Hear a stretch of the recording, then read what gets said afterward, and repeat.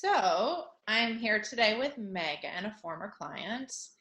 And Megan, I wanted to talk to you a little bit about yoga therapy because I think it's better heard from someone else's experience than mine, because it's kind of hard to explain what yoga therapy is and how it actually helps. So let me first start by asking you why you actually decided to try yoga therapy and what you were experiencing that you were hoping it was going to help with. Okay.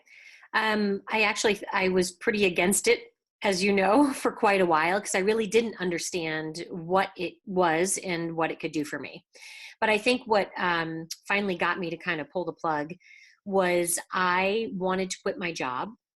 And so I was trying to find out my what's next. And in my mind, I thought that meant what's my next job? And how do I get there and really start to understand what it is I'm capable of doing and what I wanted to do to sort of finish into retirement. So that was my end goal at the time I started therapy. What I didn't realize was that process of going through that and trying to figure that out, there was much more on a deeper level that has to get you to that end goal than I ever thought was actually in my way. So yeah, it kind of happens that way, right? Because if we Yeah, didn't have all this other stuff going on, then that would have already been understood and the process would have been happening organically. right. So what was your biggest aha then, as you started going through and working with me and yoga therapy and coaching around this? I think a lot of it had to stem with the fact that I was actually the one holding myself back. And in my mind, I thought it was the expectations of perhaps my husband, my family, my life around me, all the things that had put expectations on me before in my mind. And what I realized was it was really actually not true at all. Once I sort of worked through it, sat down with my husband, sat down with my family, and started to understand that it was okay to ask, what is it that they needed or, actually needed me to do. I realized the expectation of what was next and getting that next job was really on me. That my next step was really to actually take a break and not work. And that was a really difficult kind of thing to get to. So then what do you think, what sort of tools did we use or that you found helpful in going through yoga therapy in order to get you to that point? I think for me, definitely the journaling every day and kind of writing what was in my mind and my emotional state and my thoughts. And it was really random, as you remember. And you just said, write it all down anyway, because once you start writing, your start doesn't always finish the way you think it's going to. So if you just kind of let everything out, you'll find that there becomes a theme day after day, week after week, of what you're really feeling. And a lot of it had nothing to do with the job or getting a job. Or again, what I thought was the expectation that I should be getting a job to help support my family. It was really around the theme of me needing to actually slow down and take a break and figure out me and actually give myself, truly myself, a break emotionally, physically, and all of that. Journaling was a huge tool. I thought a lot of the mudras that we actually worked on really helped me to kind of ground myself every morning. So I would do a short meditation, or if I was feeling stressed or emotional or kind of out of sorts, I could do the mudra even before bed or in bed or wherever I needed to just kind of ground myself and kind of get back to just feeling calm and getting into that place. So I would say the journaling, the meditation, and the mudras that we worked on. So meditation, that's becoming more mainstream. People know about journaling. So was this a process that really honestly you could have done on your own? Well, sure. I think anybody can do any of those things. I think the tool that you help me with is the consistency, the commitment to it, and then talking about it afterwards and kind of digging a little deeper sometimes into either what you're writing, what you're thinking, what comes up in meditation, and how then that started to affect other parts of my life, my physical being, and then the way we connected all those themes. That was the piece that I could never have done on my own. And I don't know if I would have believed that I could do it on my own. And I think you helped sort of put the science behind it a little bit, and that helps too. I think sometimes people need a little bit more of the reality piece of it, and then to see how they're connected is a lot of those ahas, and the way you pulled them together. So speaking of that, so this whole idea that when we're going through things, usually emotionally or the lack of purpose, and things are shifting for us, it starts to affect us emotionally, and it starts to then affect us physically. Looking back now in the process, do you think that you were suffering any sort of physical issues or symptoms as a result of this confusion, or anything else that you were experiencing at the time? For sure.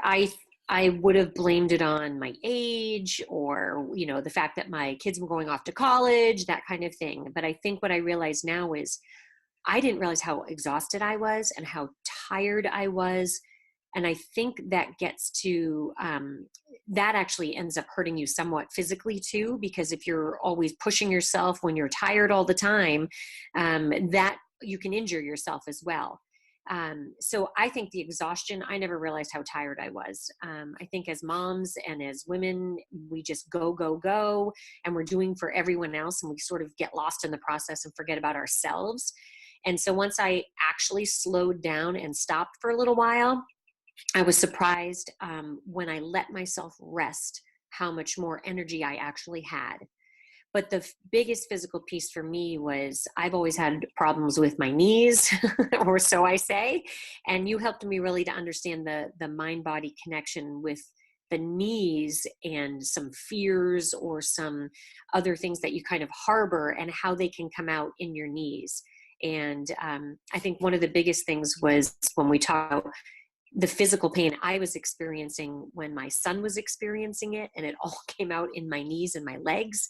And then when we worked through some of his stuff, it went away with that. And you really start to see how those things really can connect. And I know now when I get stressed and all these other things, I can feel it in my knees. Used to think it was the rain, those kind of things, but it's like I actually can see it relate to things in my life. Yeah, it's pretty crazy how that happens. So if anybody was wondering if yoga therapy or my programs of yoga therapy and coaching were for them, how would you, what could you say to them to help them determine if this is something that would work for them or not work for them? Well, I think, again, I wasn't a non-believer. I believe in all of what you do. I think I was afraid to start it. And I think that that's the biggest piece. I think you need to really, really look at yourself to say, is it really the financial piece? Is it really the time that you don't have to sit down with you weekly, whatever it may be? And really look at is are you just afraid to find out what you might need to work on, or what you might need to do to get wherever you need to go? I think a lot of that self-reflection can be terrifying to people, but I guess my advice would be, the outcome absolutely outweighs the risk. It's so much better. I think the commitment and the consistency really helps. I think it feels really good and grounding to have something weekly, or however often, but consistent with you. Mhm. The accountability for me really, really helps, and I think people don't realize how much they need to be held accountable sometimes. I think that piece is really big. And the fact that you can do it short term, even long term. We did 3 months versus some people who might need 6 or might need 12. Could I have probably gone longer? Probably. And I keep coming around. But what I loved about it is you gave me a free consultation to sit down and see if what I actually could work through. And then at the end of it, how some follow-ups that I can still call you if I need to, and that kind of thing. So you're not just going to come in and sit down and it's over and you walk away. you're still here to help. And I think that takes that fear away a little bit, about working through it. I would say take the chance. Yeah, I agree, but Just jump I'm in. biased. Yeah, I am now too. But I would say that's the hardest part. But I think that's what you just need to do it. You just need to take that leap of faith. So one last question, how has things or how have things changed? Or let me ask you this. You came to me wondering about your next steps. Are there any other areas of your life that were positively or negatively affected, that you did not think even intertwined with this whole idea of what we were working on during the 3 months? Like, how has your life or other Yeah. areas changed that you didn't anticipate? I think all of it. I mean, I could go on like for an hour about all the actual specific things that changed in my life. I think one is I'm more confident about who I am, or who I always was but forgot I was. I think that's the biggest piece. So I feel confident speaking up for what I need. I don't feel badly for taking time for me, which I really rarely ever did. I enjoy, because of that though, I think I enjoy doing for others even more than I ever did. I have more energy, I have more compassion.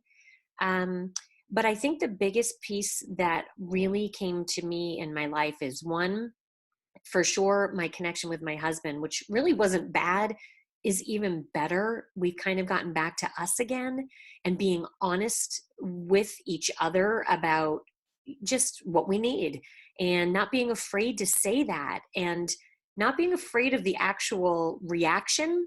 It's never what I thought it was going to be. So that is a huge piece for us. The other thing is the time that I gained. I thought I was supposed to have a job, but what I realized truly my next was actually taking a break and slowing down, which I mentioned before. But how that played out with some things that happened in our family gave me time with my kids that I needed before he went to college. You know me, I'm going to get emotional thinking about it. But I wouldn't have had that time had I kept pushing through all this other stuff that was going on and kept working and all that stuff. So I think that has changed, and it's changed the relationship for me and my kids. And I've gotten to start doing some of the things that I love, like cooking and cooking for other people. I love, love, love to do that. And now I have time to do that. So it's sort of changed in like every aspect of my life. Honestly, but the relationship piece probably with my family members are probably the biggest piece. So, Well, it's been really exciting to watch. I mean, I facilitate, but I don't actually do the work. So to see somebody take it seriously and actually do the work and then see all the benefits that um, happens as a result is, it's really awesome to watch. And I appreciate you sharing your story, because it does get a little bit emotional. it does. It does. But, again, like I said, I think that's some vulnerability. And I think you have to sort of get through that. I would never have had the confidence to sit down and tell anybody my story. I don't want to say that I hid the fact that like I go see Kristal, but I'm proud to say that now, because I really do feel better inside myself. I feel better physically. I'm taking 2 exercise classes. I'm back into yoga now. And I had really just sort of put it all in the back burner. So it is amazing to see the transformation. I'm excited to see what else is coming and what's next. Yeah. So thank you for that. Yeah. Well, thank you. And thank you for sharing. All right. You're welcome.